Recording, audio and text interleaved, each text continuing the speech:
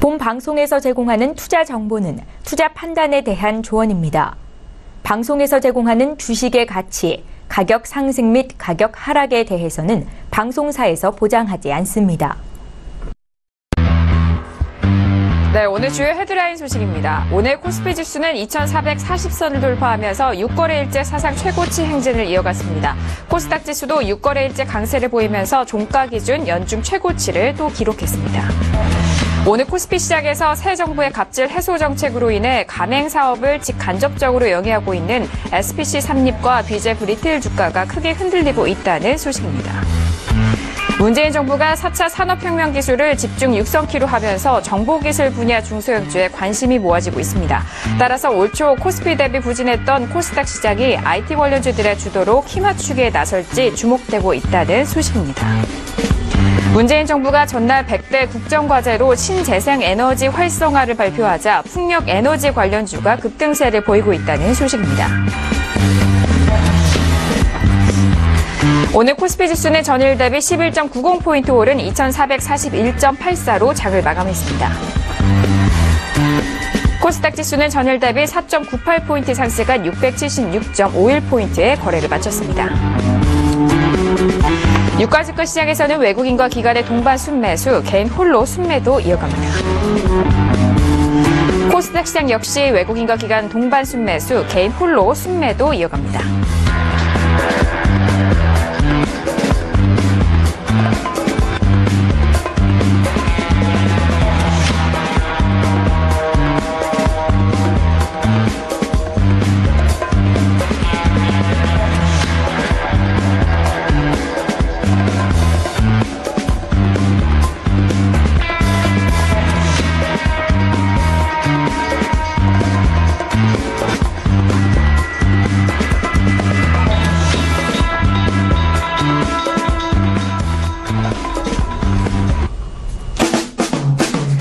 네, 안녕하세요. 평택 충남의 정석투자 MC 김은혜입니다. 목요일 저녁입니다. 자, 오늘 하루 시장 어떻게 대응을 하셨나요? 자, 코스피는 정말 나날이 가면 갈수록 상승세를 높여가고 있고 코스닥 역시 대표님이 분석을 해주신 대로 함께 탄력적인 모습을 보여주고 있습니다.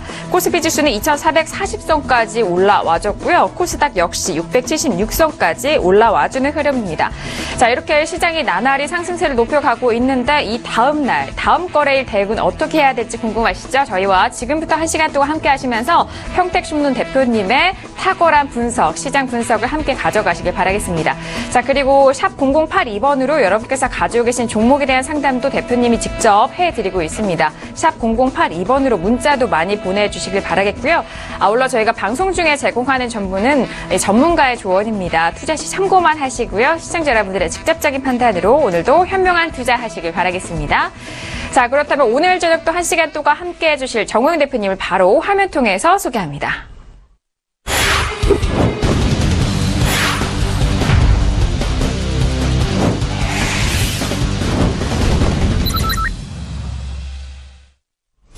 네, 정호영 대표님 바로 인사 나눌게요. 대표님 어서 오세요.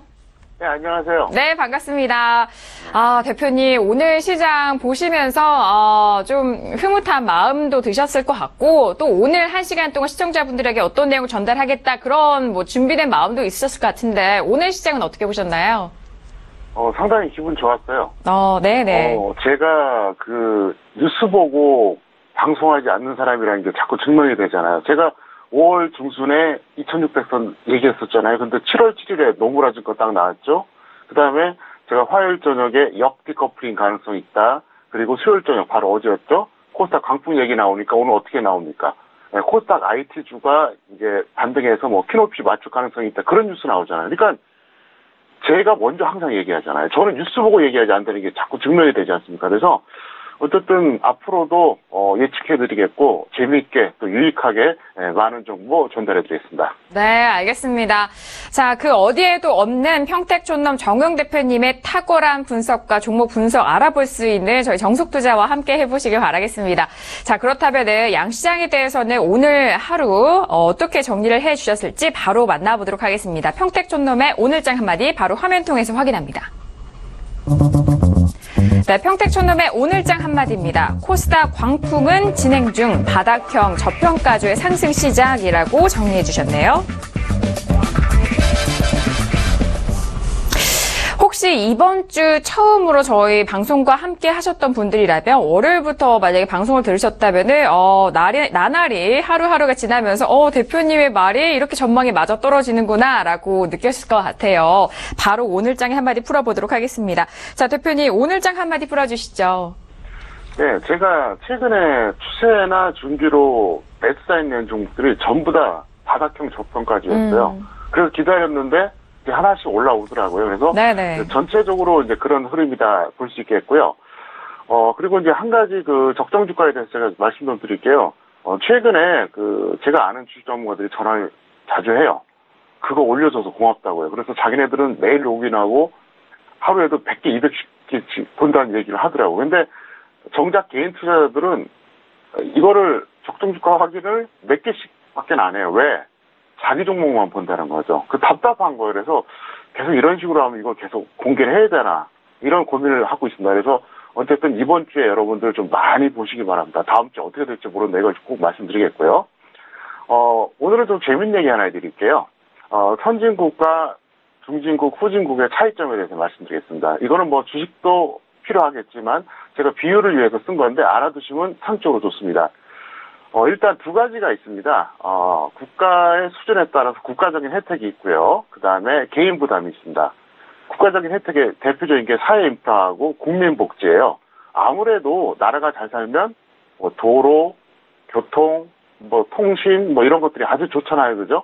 그리고 대신 이제 개인 부담은 이제 고물가, 고실업, 고세율 이게 이제 특성인데요. 선진국은 어떠냐? 국가의 혜택은 최선이에요. 최선. 그러니까 교통이라든가 통신, 그 다음에 어떤 의료 복지 이런 것들이 엄청나게 잘 돼 있잖아요. 대신 개인들은 고통이죠. 고물가, 고실업, 고세율. 중진국은 어떠냐? 딱 중간 형태입니다. 그러면 반대로 후진국은 어떠냐? 국가 혜택은 없어요. 복지는 환상적인 얘기고요. 인프라도 제대로 이게 갖춰져 있지 않잖아요. 대신 개인 부담이 없어요. 그러면 최상의 경제 상황이 뭐냐? 국가는 중진국에서 상위권이면서 내가 잘 살면 된다. 나만 잘 살면 돼요. 저는 이 이야기를 35년 전에 이미 들었어요. 아버님이 교육시킨다고 해서 경제교육시킨다고 저한테 이 말씀을 해주신 거거든요. 그래서 지금 우리나라가 딱 이 수준입니다. 그러니까 선진국은 아니면서 중진국에서 상위권이잖아요. 근데 그렇다고 선진국은 아닙니다. 근데 어떠냐? 여기서 솔직히 말해서 선죽되는 게 큰 의미가 없어요. 내가 잘 사냐 안 사냐 이게 중요한 거죠. 자, 그러면 똑같은 개념으로 장세와 실전 투자 특징을 제가 설명드리겠습니다. 자, 이건 역시 두 가지가 있습니다. 투자 환경이 있어요. 그러니까 유동성 플러스 투자 심리. 이게 무슨 얘기냐? 투자 환경이 좋아지면 좋아질수록 유동성이 증가하고 심리가 굉장히 개선되죠. 왜? 심리도 이거 무시 못합니다. 근데 실전 투자에서 포인트가 뭐냐? 가격 메리트예요. 왜? 현물은 무조건 올라가야 수익 나잖아요. 자, 그러면 지수가 계속 상승한다. 그러면 투자 환경은 어떻게 될까요? 최상이에요. 유동성하고 심리는 좋아지는데 실전 투자는 뭐가 생기죠? 가격 부담이 생겨요. 왜?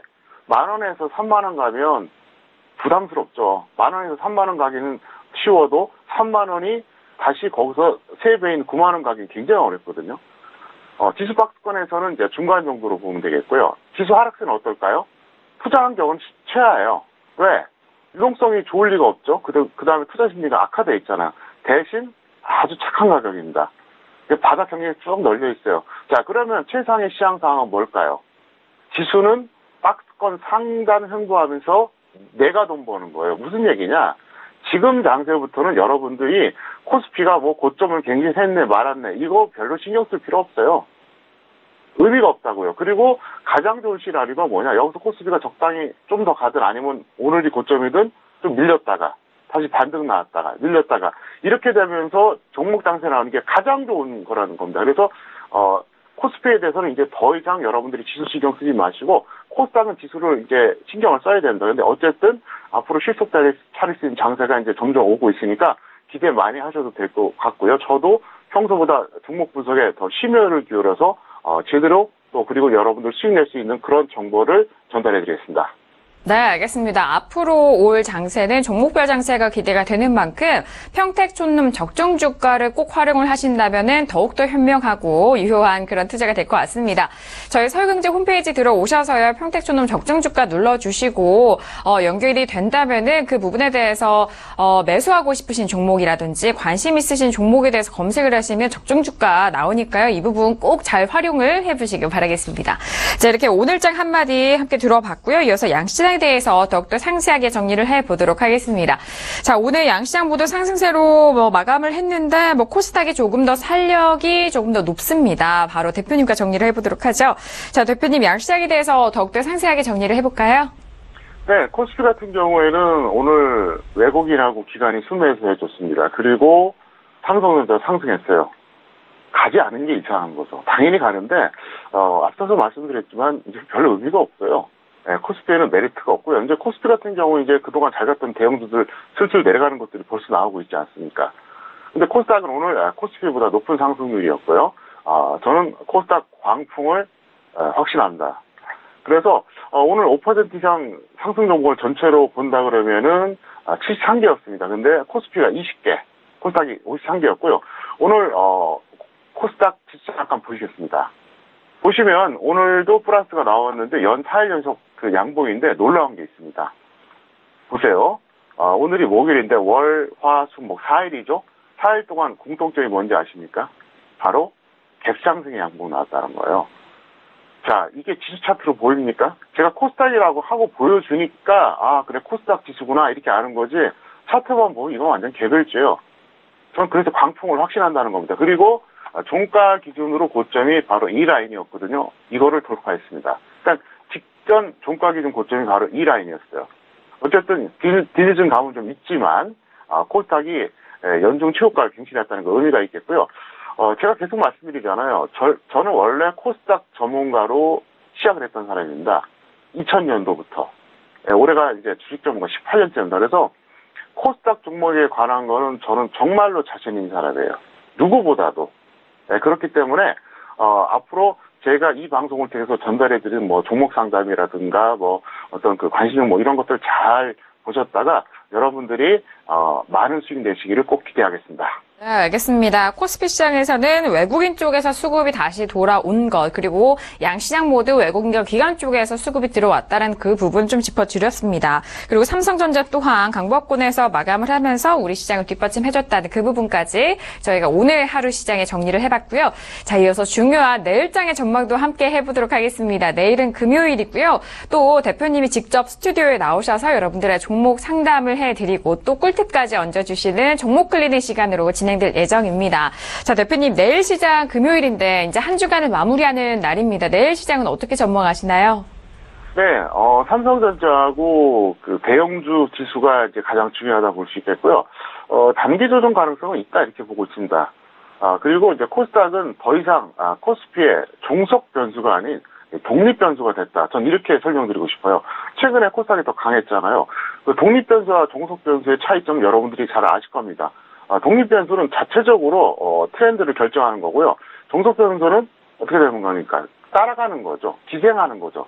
그래서 최근에 코스닥이 그랬었는데 제가 보기에는 어차피 이제는 좀 편안하게 볼 수 있다 설명드릴 수 있겠고요. 잠깐 화면 보시겠습니다. 지금 화면에 나가는 게 역시 이제 코스닥 지수고요. 4일 연속 갭상승의 양봉 나왔다. 이 지수로는 참 굉장히 센 겁니다. 그리고 이번에 코스피 보겠습니다. 코스피 보시면은 그 지난 4월 21일에 21선 회복해줬습니다. 검은색이 21선이거든요. 그리고 6월 21일에 딱 한 번 이탈됐어요. 자, 내일 며칠이죠? 7월 21일. 내일도 만약에 21선 이탈이 안 나오면 무려 3개월 중에서 딱 하루 21선 이탈됐다는 거죠. 너무 심하죠. 그렇기 때문에 단기 조정 가능성도 충분히 있다. 그리고 이건 모든 걸 떠나서 기술적으로 또 조정을 받아야 좋고요. 제가 서두에 그런 말씀 드렸었죠.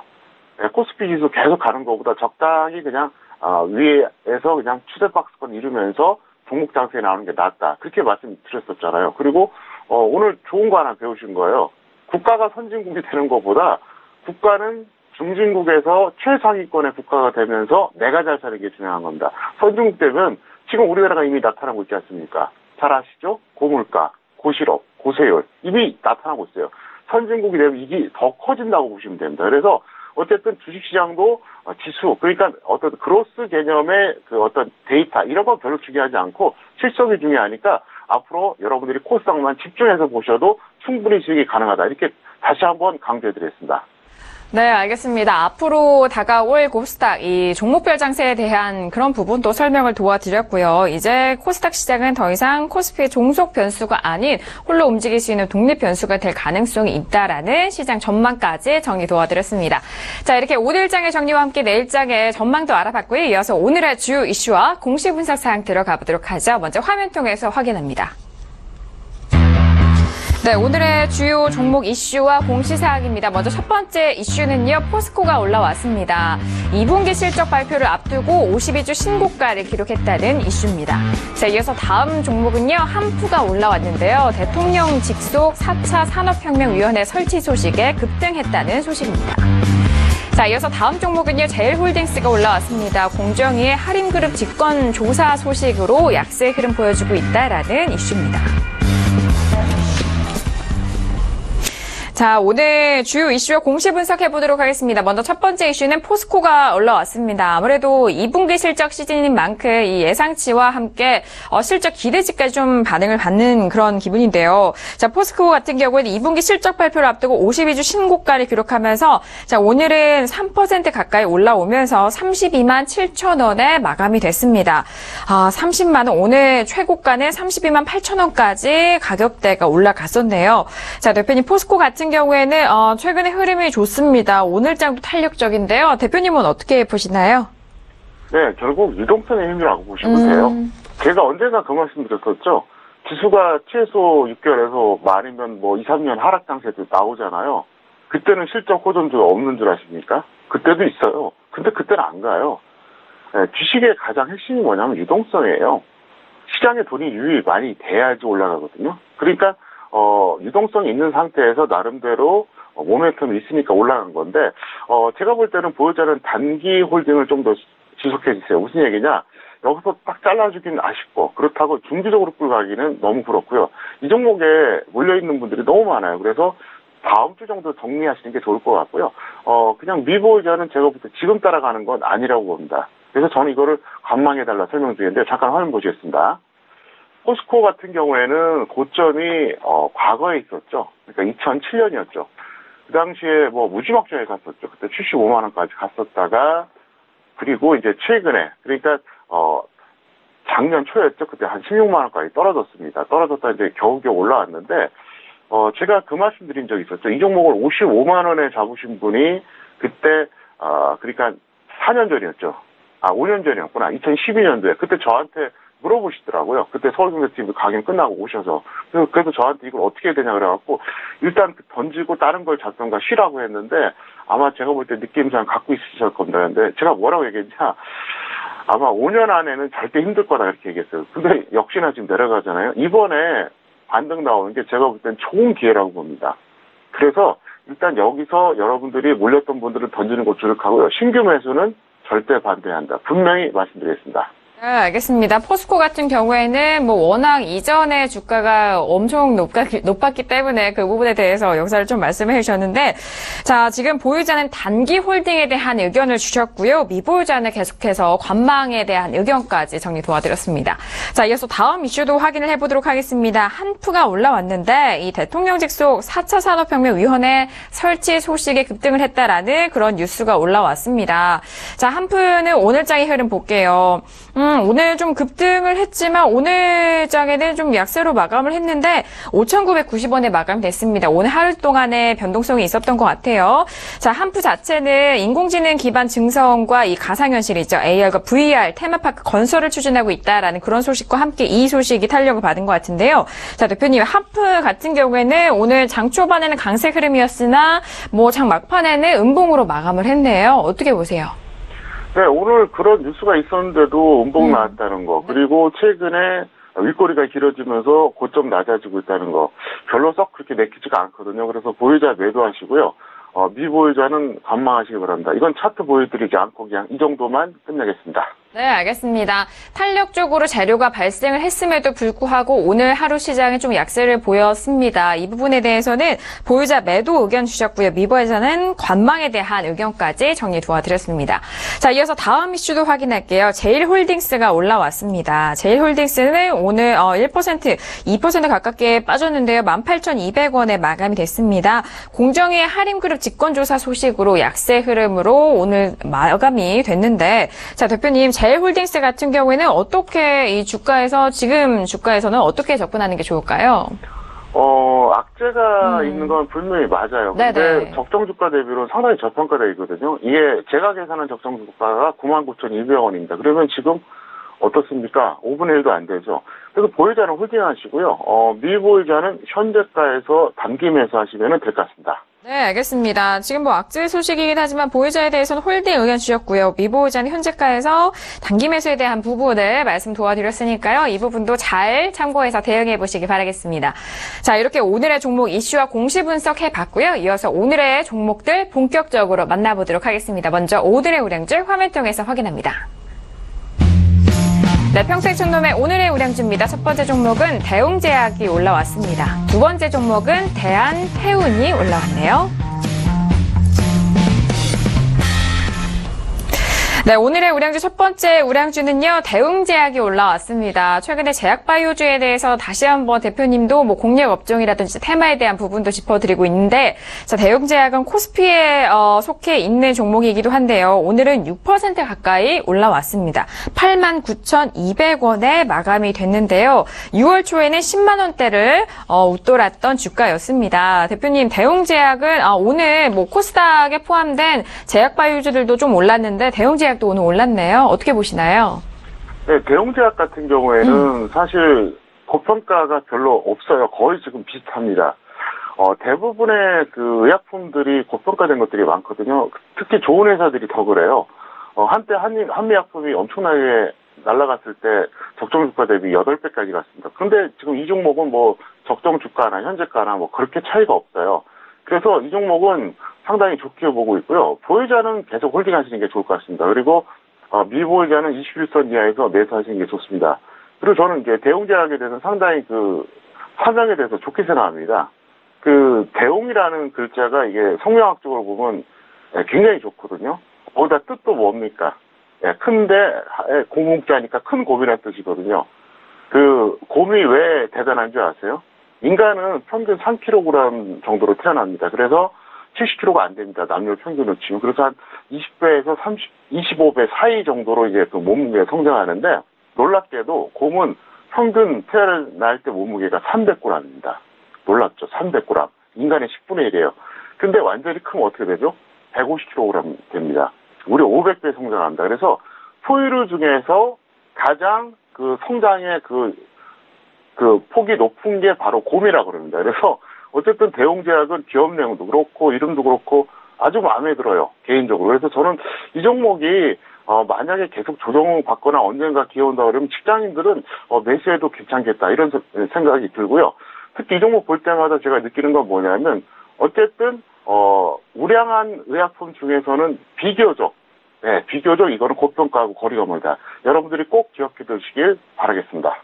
네, 알겠습니다. 대표님 말씀을 들어본다면 시청자분들도 참 재미가 있을 것 같아요. 갖가지 다양한 사례들도 이렇게 좀 곁들여서 종목 설명을 쉽고 그리고 또 친근하게 설명을 해주셨는데, 자, 일단 오늘의 첫 번째 우량주 대웅제약 같은 경우에는 이전 다른 기타 제약 바이오주들이 고평가되어 있는 반면에 대웅제약 같은 경우에는 그 고평가가 적게 되어 있다라는 그런 부분을 말씀을 해드렸습니다. 보유자는 홀딩 의견 주셨고요. 미보유자는 21선 이하에서 이탈 시에 대한 매수 함께 정리 도와드렸습니다. 자, 이어서 다음 우량주도 알아보도록 하죠. 다음 우량주는 대한해운이 올라왔습니다. 자, 오늘은 2% 가까이 빠지면서 36,850원에 마감이 됐습니다. 대한해운 같은 경우에는 최근에 빠르게 올라왔는데 오늘은 좀 빠졌네요. 대표님, 대한해운 같은 경우에는 최근에 가파르게 올라왔습니다. 어떻게 보세요? 네, 페노션하고 거의 트렌드가 비슷하죠. 그래서 네네. 대한해운하고 페노션은 두 개는 같이 보시면 되겠는데요. 보유자는 매도 후에 재미있어 하세요. 왜 그러냐면 올해 그렇게 섭섭지 않게 반등 나와줬고요. 그래서 지금 던져도 아쉬울 게 없다. 그리고 미보유자는 61선 이하가 되면 접근하자. 이렇게 설명드리겠습니다. 네, 알겠습니다. 대한해운 같은 경우에는 최근에 올라오는 흐름에 대한 부분 말씀해드렸고, 보유자 매도 후 재매수에 대한 의견을 주셨습니다. 그리고 미보유자 가지고 계시지 않으신 분에 대해서는요, 61선 이하에서 이탈 시 매수 의견까지 정리 도와드렸습니다. 자, 이렇게 오늘의 우량주였습니다. 대웅제약과 대한해운 알아봤고요. 이어서 오늘의 개별주와 테마주도 바로 화면 통해서 확인합니다. 네, 평택촌놈의 오늘의 개별주와 테마주입니다. 먼저 첫 번째 종목은요, ESV가 올라왔습니다. 두 번째 종목은 NHN 한국사이버결제가 올라왔네요. 네, 오늘의 첫 번째 개별주와 테마주는 바로 ESV가 올라왔습니다. 자, 개별주 테마주답게 오늘 17%가 넘는 상승세로 1,505원에 마감이 됐습니다. 자, 바로 알아보도록 할게요. 대표님, 오늘 ESV가 올라왔는데요. 워낙 바닥권에서 거래량도 터졌고 탄력이 보여지는 그런 가격대이기 때문에 어떻게 이 다음 가격대에서는 어떻게 대응하면 좋을까요? 네, 이 종목을 보면 적정 주가의 중요성이 드러납니다. 아, 네. 적정 주가는 아주 저평가된 거를 우리가 중기 매수한다는 측면도 있지만 아주 고평가된 거를 추격하지 않는다는 것도 의미가 있거든요.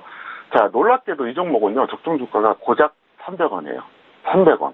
그러니까 지금 가격대가 얼마입니까? 1,500원대잖아요. 그러면 아직도 5배라는 얘기예요. 그래서 이 종목은 단기 홀딩은 하세요. 왜 그러냐면 오늘 이제 급등이 나와줬으니까. 근데 미보유자는 전업 반타 또는 관망인데요. 잠깐 차트 보시겠습니다. 지금 1,500원대예요. 그러면 어쨌든 완전히 그 바닥에서 올라오는 거 같잖아요. 근데 적정 주가가 놀랍게도 300원짜리입니다. 5배인데요. 그럼 이게 얼마까지 갔었냐? 3,600원까지 갔으니까 실제로 얼마가 간 거죠? 12배가 간 겁니다.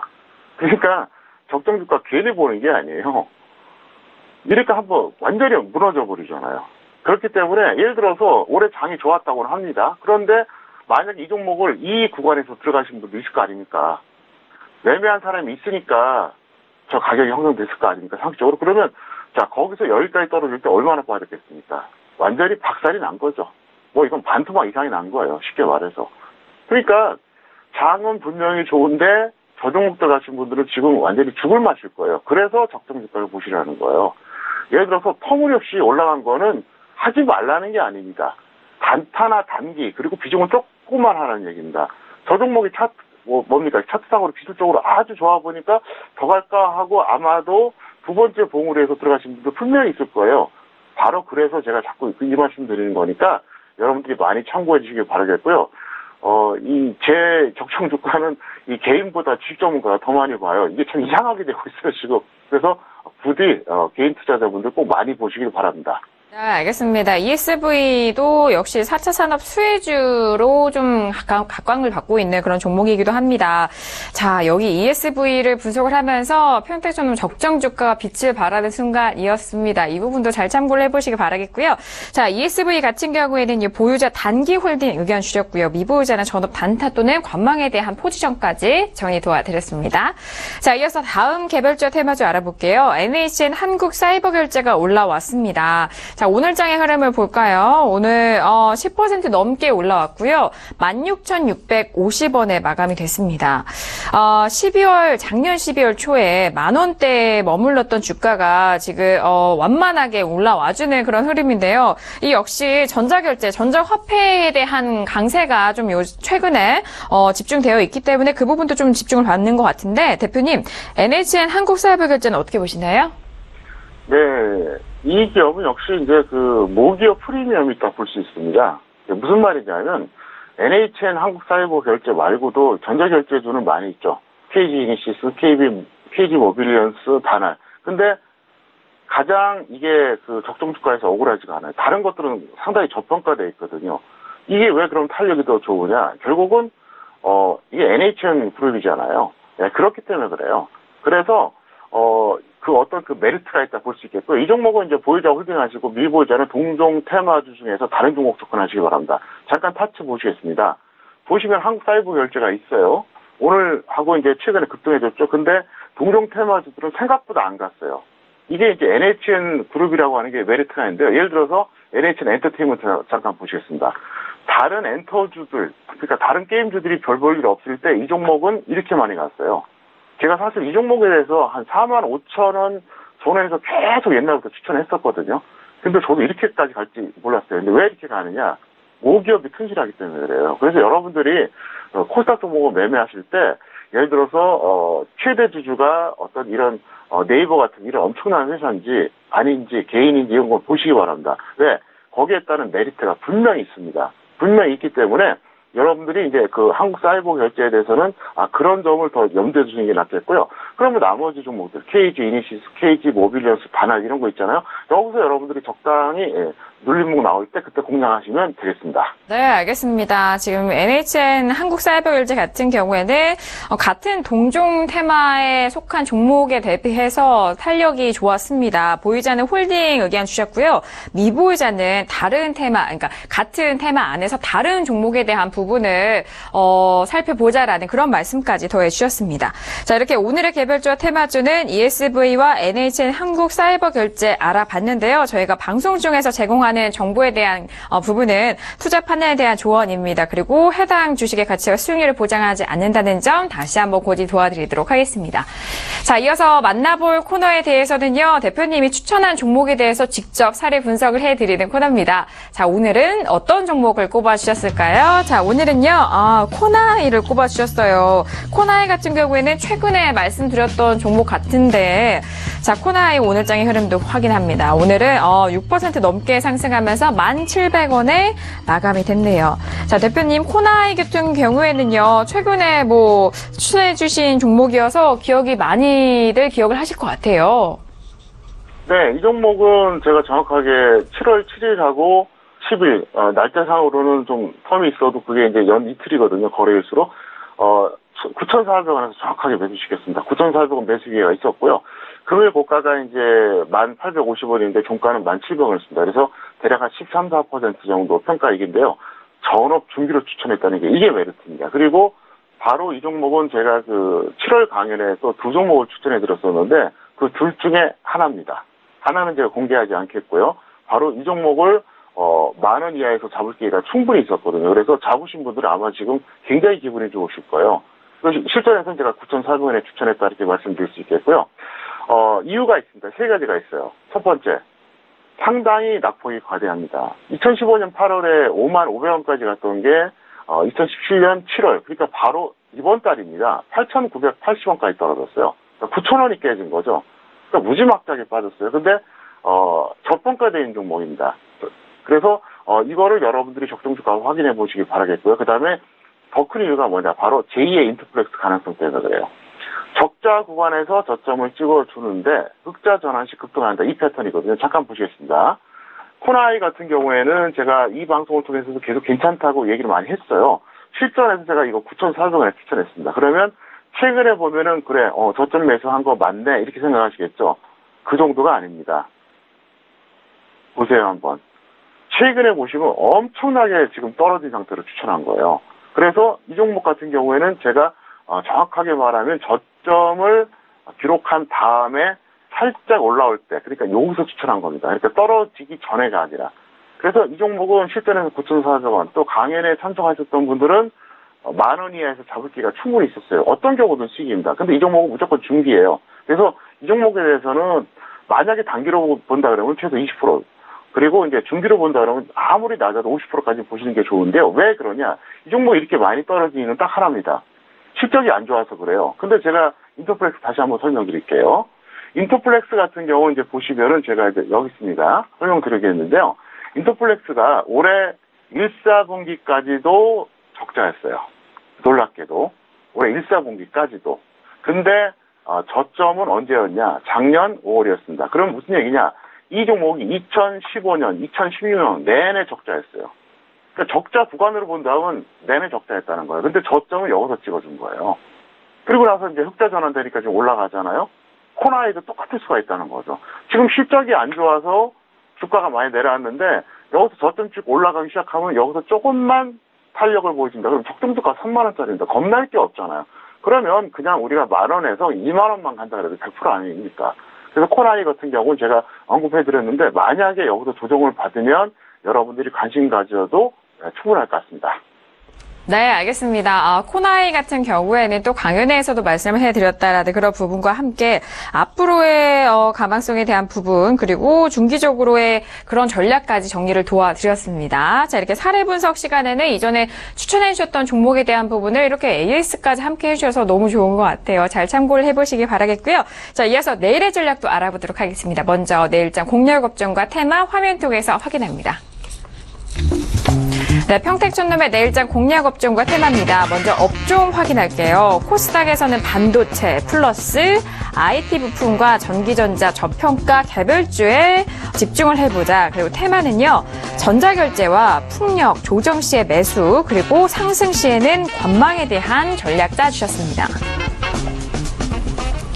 저는 매일 이 시간이 정말 좋은 것 같아요. 공략 업종과 테마를 상세하게 대표님 성격대로 상세하게 아주 풀어주시는데, 자 대표님, 자 업종에 대한 부분은 코스닥에서는 역시 이제 반도체와 IT 부품에 대한 부분 또 짚어주셨고 전자결제가 올라왔어요. 풍력과 설명 부탁드릴게요. 네, 제가 그 교사 시절에 인성 적성 검사를 해봤는데 양성성으로 나왔어요. 오, 네네. 인간의 한 10%가 양성성이라고 합니다. 그러니까 그 10명 중에 하나에 해당하는 사람이라서 제가 외모는 좀 남성스러운데 섬세함이 좀 있습니다. 그래서 아마 여러분들은 그게 좋을 거예요. 자, 업종은요, 이겁니다. 코스닥에서는 반도체하고 IT 부품, 그리고 코스피에서는 전기전자, 저거 제가 이제 오타가 났는데요.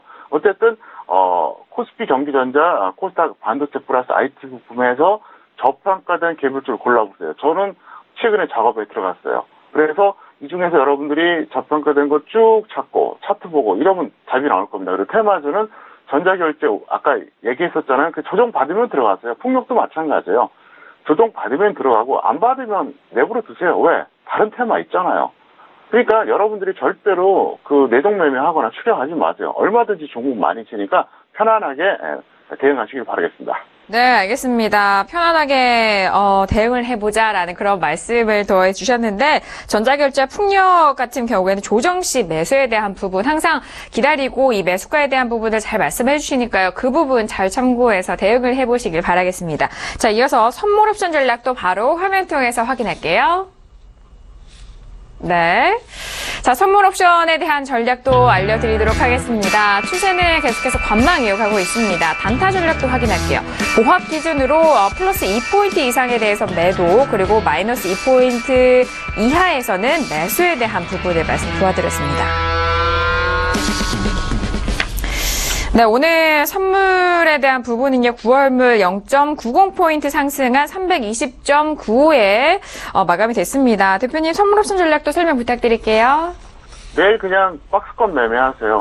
네네. 그러니까 이제 그, 플러스 2.00 이상 되면 매도 포지션 취하시고요. 마이너스 2.00 밑에가 되면 매수 포지션 취하셔서 그냥 적당히 그냥 1에서 1.5 정도 수익 낸다. 이렇게 가볍게 생각하고 대응하시고요. 옵션도 마찬가지로 그렇게 대응하시면 될 것 같습니다. 네, 알겠습니다. 선물에 대한 부분은 박스권 매매에 대한 부분 말씀해 드렸으니까 내일장 잘 대응해 보시기 바랄게요. 자, 이렇게 현물 전략과 함께 파생 전략도 정리 도와드렸고요. 이어서 대표님이 직접 여러분들의 종목을 상담해 드리는 코너입니다. 평촌에게 물어봐 시간 이어갈게요.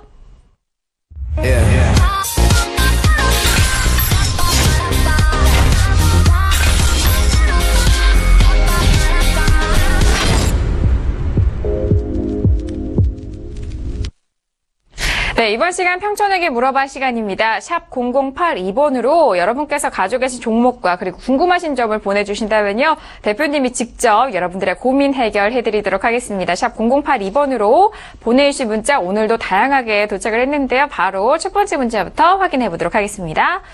자, 첫 번째 문자는요. 3240님이 보내신 문자예요. IM을 매수가 4,500원에 비중 20%를 실으셨다고 하는데 어떻게 해야 할까요? 라고 문자를 보내주셨습니다. 자, IM을 매수하고 난 이후에 대응 전략이라든지 진단에 대한 부분도 여쭤보시는 것 같은데 오늘 4,195원에 마감이 됐습니다. 매수가가 좀 높네요. 자, 대표님 4,500원이라면은 박스권 상단, 그러니까 위쪽의 가격대인 것 같아요. 어떻게 보세요? 네, 답변하기 전에 제가 한 가지 부탁드리겠습니다. 네네. 이 초반에는 하트가 너무 많아서 이걸 피해서 상담하느라고 힘들었는데 요즘 또 안 해주니까 또 안 보내더라고요. 그래서 하트를 좀 많이 보내주세요. 반드시 여자분들만. 남자가 보내면 1년 동안 엇박자 타니까 절대로 보내지 마세요. 네, 분명히 말씀드렸습니다. 자, IM 제가 설명하겠는데요. 이거는요, 결론이 간단해요. 보유자는 본전 또는 손절 10%에서 그냥 정리하세요. 그리고 교체 매매하세요. 무슨 얘기냐? 이 종목이 안 간다고 이렇게 절대적으로 주장할 수는 없습니다. 하지만 시간이 많이 걸릴 것 같고요. 별로 매력이 없어요. 그래서 교체 매매할 이런 종목이니까 제가 길게 설명 안 하고 차트도 보여드리지 않고 그냥 넘어가겠습니다. 네, 알겠습니다. 대표님이 시청자분과 이렇게 서로 양방향으로 교감을 원하시는 것 같아요. 시청자님들, 저희 애청하시는 애청자분들도 많은 표현 해주시길 바라겠습니다. 기다리고 있을게요. 자, IM 같은 경우에는 보유자 본전 또는 손절 10% 매도 후 교체 매매에 대한 전략을 말씀을 드렸으니까요. 공략업종 저희가 테마와 함께 말씀을 드리잖아요. 그 부분에서 잘 선별을 해보시길 바라겠습니다. 자, 이어서 다음 문자도 확인할게요. 8975님이 보내주신 문자 확인합니다. 주성 엔지니어링을 가지고 계시는 것 같은데 11,000원에 매수하셨고 비중이 20%라고 하시네요. 매도 시점이 궁금합니다. 알고 싶습니다. 라고 문자를 보내주셨습니다. 자, 주성 엔지니어링 같은 경우에는 최근에 탄력이 엄청났죠. 17,400원까지 올랐습니다. 자, 매수가가 11,000원대이다 보니까 수익권에 계세요. 그렇기 때문에 이 매도가가 목표가이겠죠. 자, 대표님, 주성 엔지니어링 같은 경우에는 일단 매수가가 좋은 것 같아요. 어떻게 보세요? 네, 이 종목은 올라가니까 상당히 기분이 좋아요, 제가. 네네. 왜 그러냐면, 이제 99년에 상장된 회사인데, 이 황철주 대표님하고 제가 2000년도에 한번 개인적으로 1대1로 만난 적이 있어요. 개인적으로. 그래서 그때 뵙고, 이분은 좀 오래 가겠다, 이런 느낌이 들었거든요. 오래 간다는 게 뭐냐면은, 딱 느낌상으로, 좀 다른 오너들하고 틀린 느낌을 받았는데 역시나 회사가 중장기적으로 계속 잘 성장하더라고요. 자, 이 종목은 이렇게 해주세요. 보유자 매도 후에 재매수하세요. 그래서 17,000원 이상 또는 5일선 깨졌을 때. 근데 지금 차트 보면은 17,000원 넘었거든요. 잠깐 보시겠습니다. 보시면은요. 지금 최근에 너무 급등했어요. 그러니까 내일 정도쯤에는 일단 너무 욕심부리지 마시고 일단 던지세요. 왜냐하면 적정주가 대비로는 이미 지금 2배 이상 고평가됐거든요. 그렇기 때문에 일단 던졌다가 다시 재매수 하시면 좋겠고요. 원래 초창기에 코스닥 황제주 중에 하나가 바로 주성 엔지니어링이었어요. 그래서 이 종목은 일단은 여러분들이 있는 분들은 그렇게 대응해 주시고 없는 분들은 21선 이탈하면은 그때 적극적으로 매수하시면 될 것 같아요. 이거 61선까지 기다리기에는 지금은 아닌 것 같습니다. 그래서 적절하게 여러분들이 계속 관심을 갖고 보시다가 잘 대응해 주시기를 바라겠습니다. 네, 알겠습니다. 조성 엔지니어링에 대한 에피소드로 대표님이 이렇게 꼼꼼하게 또 말씀을 해 주셨어요. 이런 이야기 듣는 것도 참 재미가 있네요. 자, 조성 엔지니어링 같은 경우에는 지금 최근에 급격하게 오른 흐름이기 때문에 내일장에서 일단 매도를 하시면서 수익을 좀 챙기시길 바라겠고요. 그리고 다시 한번 재매수에 대한 의견을 주셨고요. 그 가격대에 대해서는 17,000원 이상대 또는 5일선에 대한 부분을 말씀해 드렸고, 가지고 계시지 않으신 분에 대한 부분은 21선 이탈 시 매수 타이밍 노려보시길 바라겠습니다. 자, 이어서 다음 문자도 확인할게요. 다음 문자는요, 5372님이 보내주신 문자입니다. 자, 오늘 좀 거론을 했던 그런 부분이기도 한데, SPC 삼립 같은 경우입니다. SPC 삼립을 가지고 계시고 매수가가 21만 원에 비중 30%라고 하는데, 너무 손실이 커서 어떻게 해야 할까요? 라고 문자를 보내주셨습니다. 자, SPC 삼립 같은 경우에는 오늘 17만 원에 마감이 됐거든요. 최근에 16만 원까지 떨어졌던 주가인데요. 대표님, 손실폭이 크신 부분도 있습니다. 어떻게 대응을 해야 될까요? 네, 제가 이런 분들 보면 참 가슴이 아파요. 그리고 참 뭐라 할까 좀 죄송하다는 표현을 쓸 수밖에 없는 게, 제가 만약에 조금만 더 일찍 서울경제TV에 복귀를 하고 적정주가를 공개했다면 이거 절대로 중기 투자 안 했을 겁니다. 왜 그런지 아세요? 이 적정주가 5만 원짜리예요. 그나마 지금 5만 원입니다. 이전 전만 해도 3만 원짜리였습니다. 그래서 이 종목은 일단 손절 30% 또는 본전 매도해 주시고요. 미보이자는 절대 관망해 주시길 바라겠습니다. 잠깐 차트 보시겠습니다. 이분이 매수하신 가격이 21만 원이에요. 여기에요. 그런데 적정주가가 지금 그나마 올라간 게 5만 원입니다. 무슨 얘기냐? 아직도 이 종목은 적정주가 대비로 보면 이분 같은 경우에는 어떻습니까?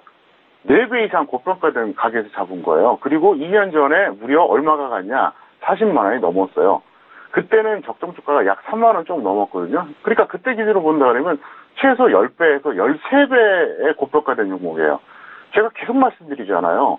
적정주가가 한 달, 2달 이때 큰 의미가 없어요. 그리고 추세가 상당히 좋을 때도 큰 의미가 없습니다. 근데 길게 보면 거의 맞아요. 괜히 특허청에서 저한테 기술 특허 내준 거 아니거든요. 그분들도 다 생각이 있는 분들 아닙니까? 심사위원들이. 엿장수 마음대로 한 거 아니거든요. 그래서 이래서 제가 적정주가를 보라는 거예요. 그러면 예를 들어서 40만 원에서 깨졌습니다. 그러면 대충 사람들이 이렇게 생각합니다. 40만 원 넘어갔다 30만 원까지 밀렸네. 자, 나중에 결과가 더 떨어졌지만 그때 어떻게 보일까요? 딱 늘릴목으로 보이거든요. 근데 적정주가를 알면 어떻게 합니까? 하더라도 단타나 단기하고 아니면 안 한다는 거죠. 그래서 제가 확인하라는 그런 겁니다. 그래서 내가 갖고 있는 종목만 살짝 한두 개 이렇게 하지 말고 내가 관심 있는 거 앞으로 살 거 그리고 두루두루 쫙 훑어보세요. 제가 진짜 이번 주까지 봐서 사람들이 뭐 별로 검색 안 하고 오히려 전문가들이 그냥 와갖고 막 찾는다 이렇게 판단되면 그냥 닫아버릴 겁니다. 왜? 제 마음이에요. 그 기술 특허 제가 갖고 있습니다. 대통령이 공개하라고 해도요. 제가 안 하면 그만입니다. 그러니까 제가 기회 드릴 때 최대한 활용하시길 바라겠습니다. 네, 알겠습니다. SPC 삼립에 대한 부분은 손절 30% 본전 매도에 대한 의견 주셨고, 또 미보이자에 대해서는 절대 관망에 대한 의견을 주셨습니다. 좀 이 매수가에 대한 부분을 좀 아쉽다라는 그런 말씀을 해주시면서 이런 대응 방법을 말씀을 해드렸는데, 평택촌놈 적정주가를 미리 좀 활용을 하시면서 앞으로 매수할 종목, 관심 있는 종목에 대해서 꾸준하게 검색을 해보시길 바랄게요. 저희 서울경제 홈페이지 들어오셔서 평택촌놈 적정주가 눌러보시면 바로 검색창으로 이어가니까요. 함께 해보시길 바라겠습니다. 자, 이어서 마지막 문자도 확인을 해보도록 할게요. 마지막 문자는요. 6631님이 보내신 문자입니다.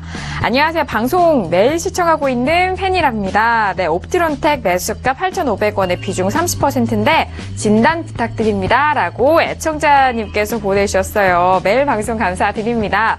자, 옵티론텍 같은 경우에는요. 오늘 9,600원에 마감이 됐는데요. 매수가가 8,000원대다 보니까 수익 권에 계신 아주 기분 좋은 소식이네요. 자, 대표님 옵트론텍 지금 수익권에 계시는데요. 그 다음은 어떻게 대응하면 좋을까요?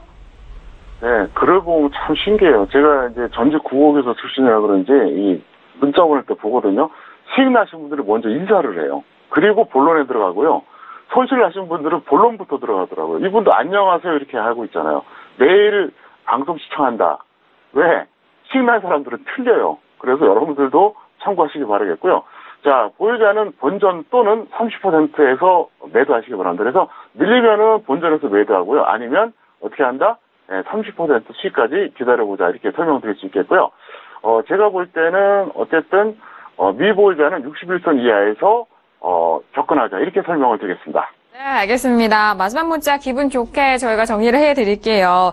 자, 보유자들 본전 또는 수익 30%에 대해서 목표가 말씀을 드렸고, 미보유자는 61선 이하에서 매수해보시기 바라겠습니다. 자, 이렇게 옵트론 때까지 저희가 상담 도와드렸고요. 대표님과도 여기서 인사 나누도록 하겠습니다. 대표님 오늘 한 시간도 수고 많으셨습니다. 내일 봬요. 네, 감사합니다. 네, 저희가 저녁 9시에서 10시까지 1시간 동안 여러분들의 주식 상담과 함께 시장에 대해서 꼼꼼하게 점검을 도와드렸습니다. 저희가 방송에서 제공하는 정보는 투자 판단에 대한 조언입니다. 해당 주식의 가치와 수익률을 보장하지 않는다는 점 다시 한번 고지 도와드리도록 하겠고요. 저희는 내일 이 시간이죠. 종목 클리닝 시간으로 두 분의 전문가님과 함께 나오도록 하겠습니다. 1시간 동안 함께해 주신 여러분 오늘도 고맙습니다.